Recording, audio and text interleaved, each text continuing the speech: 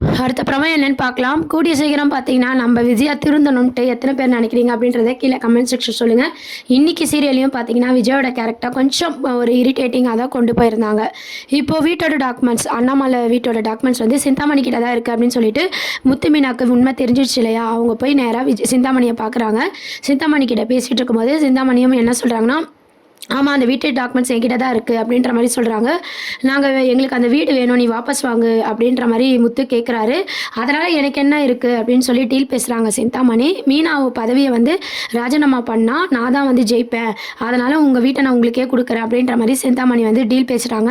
நம்ம முத்து வந்து கோவப்படுறாரு. இதெல்லாம் வந்து சரியில்லை, முதுகில் நீ குத்துற அப்படின்னு சொல்லி சிந்தாமணி கிட்ட சொல்லிட்டு உங்ககிட்ட போய் நாயத்தை எதிர்பார்த்தோம் பாரு அப்படின்னு சொல்லி முத்துவும் மீனாவும் அங்கே வந்து போயிடுறாங்க. இன்னொரு சீனில் பார்த்தீங்கன்னா நம்ம மீனா வீட்டை காட்டுறாங்க. மீனா வீட்டில் நம்ம விஜயாவுக்கு வந்து புது பெட்டு, அப்புறம் வந்து ஏர் கூலர் எல்லாருமே வாங்கி நல்லா கவனிச்சிக்கிறாங்க. இருந்தாலும் பார்த்தீங்கன்னா விஜயா வந்து அவங்களெல்லாம் வந்து ஒரு தாழ்வாக தான் பேசிகிட்டு இருக்காங்க. இதெல்லாம் பண்ணுறதுக்கு ஒரு ஏசி வாங்கி போட்டிருக்கலாம்ல, சரி ஏசிலாம் வாங்கினா உங்களால் கரண்ட் பில் கட்ட முடியுமோ என்னவோ அப்படின்னு சொல்லிட்டு ரொம்ப கேவலமாக பேசிகிட்டு இருக்காங்க. அந்த டைமுக்கு தான் முத்து மீனா கரெக்டாக வராங்க. இப்படி நீங்கள் பேசி தான் எல்லாரையும் நம்பி தான் இப்படி இருக்கீங்க அப்படின்ற மாதிரி முத்து வந்து சொல்கிறாரு.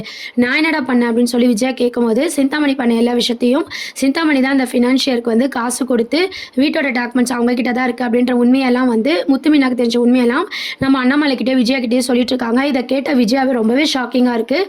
அந்த சிந்தாமணி இப்படிலாம் பண்ணுவான் நான் எதிர்பார்க்கவே இல்லை அப்படின்னு சொல்லி விஜயா வந்து ஷாக்காக வராங்க.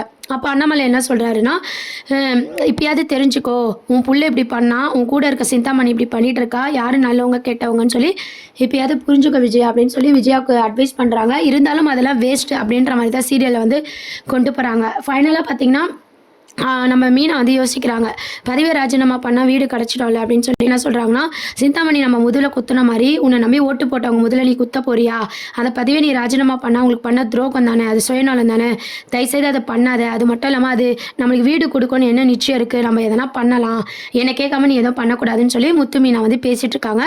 கடவுள் வந்து கண்டிப்பாக எதனா ஒரு வழி காட்டுவார் அப்படின்ற மாதிரி பேசிகிட்டு இருக்காங்க. இந்த மாதிரியான ஒரு ட்ராக் தான் இன்றைக்கி எபிசோடாக வந்து கொண்டு வந்தாங்க. சீரியல் வந்து கொஞ்சம் போரிங்காகவும் கொஞ்சம் ஸ்லோவாகவும் தான் மூவ் பண்ணிட்டு இருக்காங்க. இதுக்கப்புறமாவது விஜயா புரிஞ்சுப்பாங்களா அப்படின்னு பார்த்தீங்கன்னா கண்டிப்பாக சான்ஸே இல்லை. நேராக போய் சிந்தாமணியை பார்க்க போகிறாங்க. இதுதான் அடுத்த அப்கமிங் ப்ரோமோவாக கொண்டு வராங்க. நம்ம சிந்தாமணியை பார்த்து விஜயா வந்து நல்லா திட்டி சாபனெல்லாம் விட போகிறாங்க.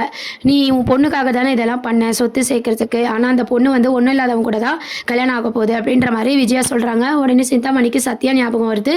இந்த சத்யாவை எதனா பண்ணணும், இல்லைனா இவ சொன்னதெல்லாம் உண்மையாயிடும் அப்படின்னு சொல்லிட்டு சிந்தாமணியோட அடுத்த மூவ் பார்த்தீங்கன்னா சத்யாவை எதனா பண்ணணும் அப்படின்ற மாதிரி மூவ் பண்ண போகிறாங்க. ஸோ தொடர்ந்து நம்ம சத்யாவுக்கு தான் பிரச்சனை வரப்போகுது சிந்தாமணியால். இதுலேருந்து நம்ம முத்து மீனா எப்படி சத்யாவை காப்பாற்ற போகிறாங்க, அந்த ட்ராக் ஒரு பக்கம், இன்னொரு சைடு வீட்டை எப்படி மீட் எடுக்க போகிறாங்க, இந்த மாதிரியான இந்த 2 ட்ராக்கை வச்சு தான் வந்து கதையை வந்து மூவ் பண்ண போகிறாங்க.